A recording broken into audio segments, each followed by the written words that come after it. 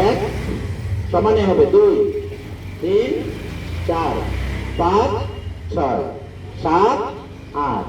9 10 11 12 13 14 15 16 আরামে দাঁড়াও সোজাও আরামে দাঁড়াও সোজাও শপথের জন্য প্রস্তুত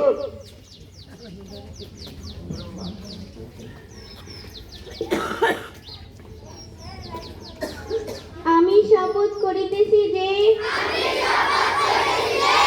মানুষের সেবায় সর্বদা নিজেকে নিয়োজিত রাখিব, দেশের প্রতি অনুগত থাকিব, দেশের একতা ও সংহতি বজায় রাখিবার জন্য